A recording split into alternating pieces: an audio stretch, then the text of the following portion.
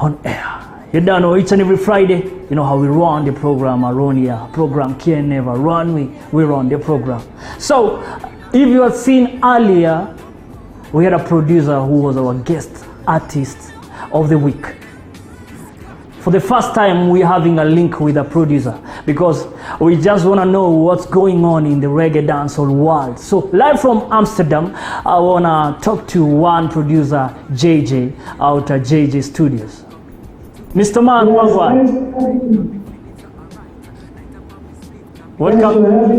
Yeah, welcome, sir. First of all, I want to wish everyone a very blessed weekend. Yes, man. For me, you know, and it's a huge honor for me to be on the show, actually.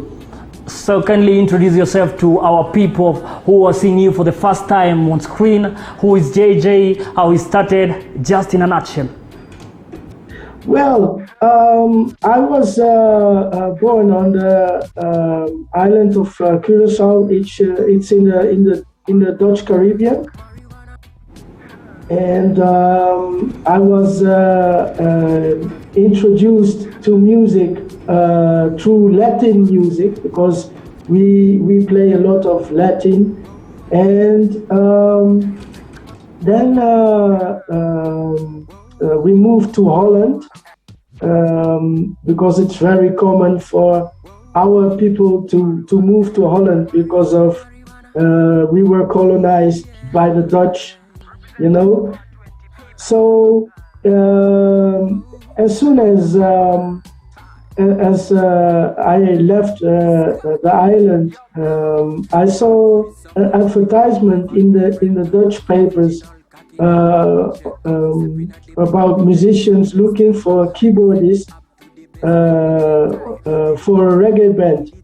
So I joined, and that was on the 16th of May 2001. And from ever since, the reggae music touched me in both message and musically. So that's where it started. And from ever since, I am playing with with a lot of. I've played with a lot of Jamaican artists like Yellow Man. And I've done artist handling for quite some time, you know, and whenever they are in need for substitute musicians, I was the one who kicked in. So I gained a lot of experience over the years. And I formed my own band after a while. And then we toured all over the world, and I did also a collaboration with Ghanaian artist Friction, the frontman from VIP, which was Grammy nominated a while back. And I did collaborations with artists like Black Prophet, the Gladiators from Jamaica, and also Israel Vibration, Gotv. So yeah, and then after a while I started my studio, and this is what happened, you know. Since then I'm making music for people. So yeah. Thank you, JJ. So I understand being a producer is very fundamental in the reggae dancehall scene. Music starts from the production. I do think that it is,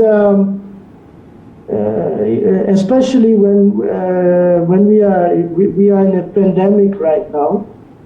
So gigging is low right now. You can't go and you can't go out and have a show.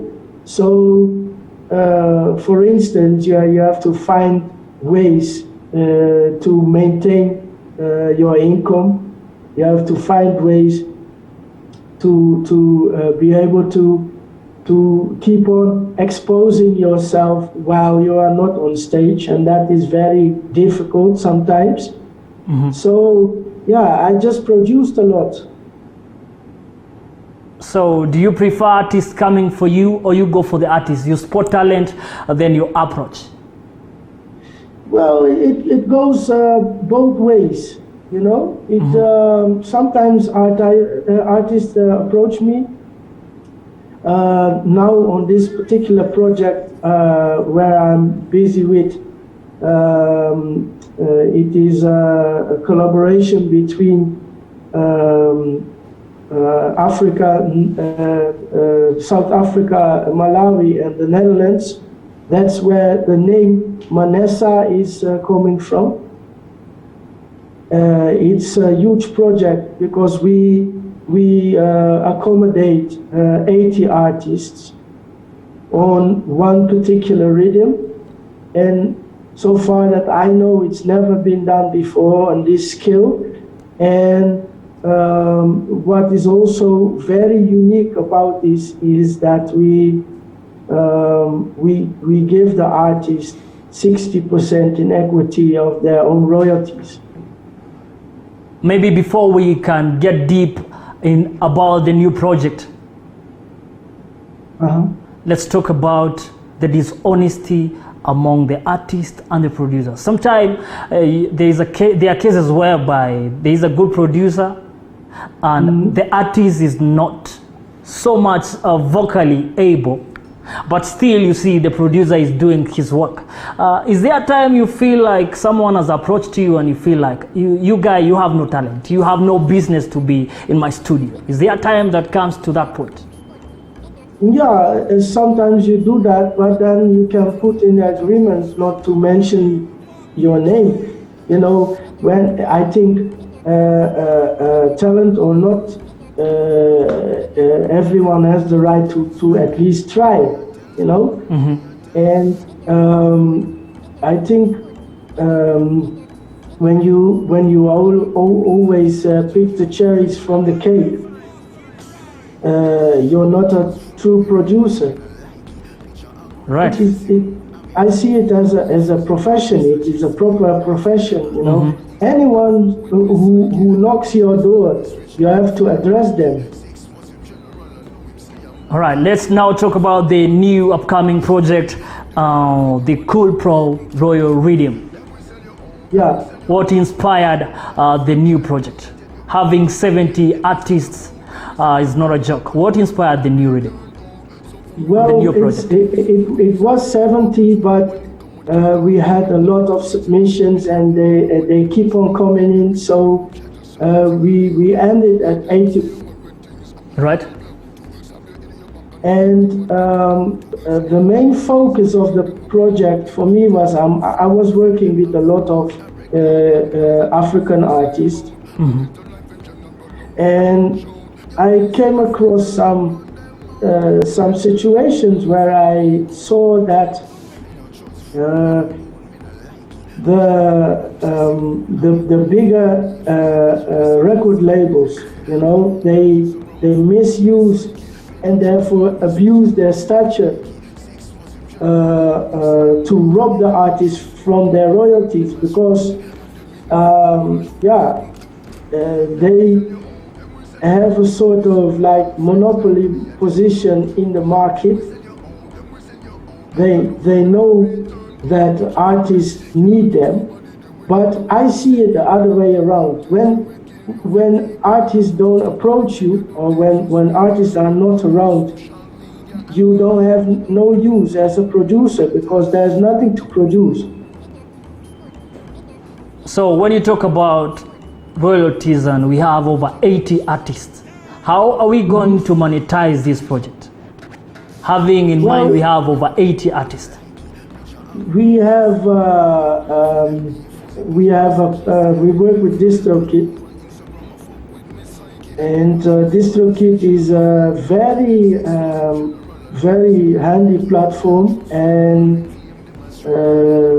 they have joined with other major distributors recently. So they have they cover almost anything from the market right now. So that is a huge advantage, and this platform, DistroKid, enables you to very carefully monetize every move that whatever you upload is very feasible, you know. Yes. So, and it's relatively cheap. Yeah, we've asked like $10 in return per artist to finalize and facilitate the accounts. All right. Thank you for coming through on our link. But before we finalize, maybe I'd like to know the criteria you used, maybe to choose 3 artists from Nairobi. We have Maria Ngoma upon the rhythm, we have Black Omolo, and one Binti Africa. What criteria do you use? Well, you want me to talk about their versions? As the producer, why did you choose the 3? Come again, sorry? Kindly tell us the criteria you used to land at the 3. We have Black Omolo from Kenya, we have Binti Africa and Maria Ngoma on the same rhythm. So how did you arrive at the 3? Why don't we have maybe Waire, Naiboy, or somebody else from Kenya? We have the 3. Well,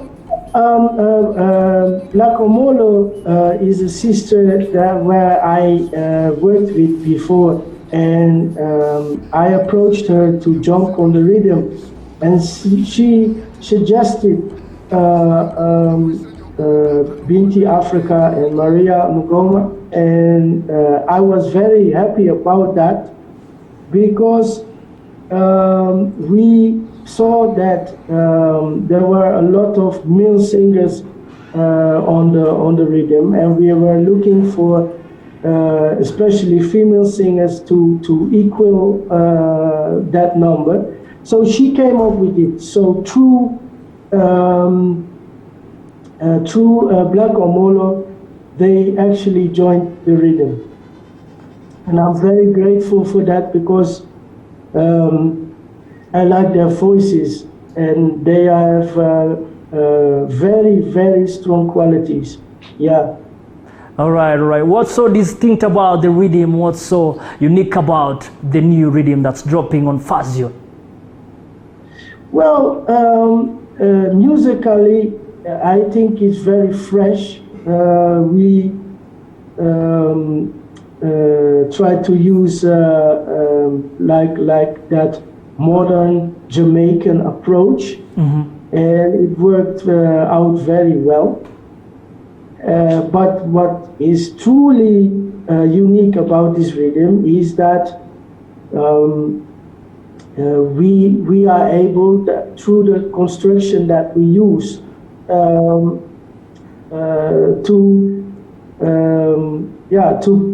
to let people provide for their families.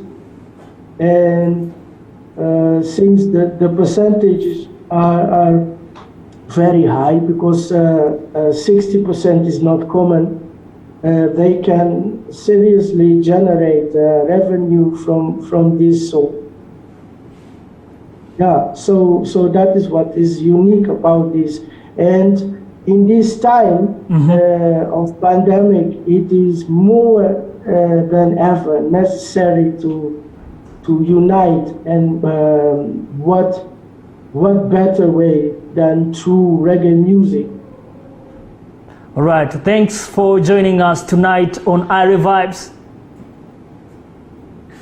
It was very nice to be here, and I hope to visit Kenya very soon.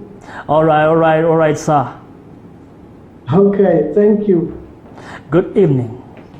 That was Paul.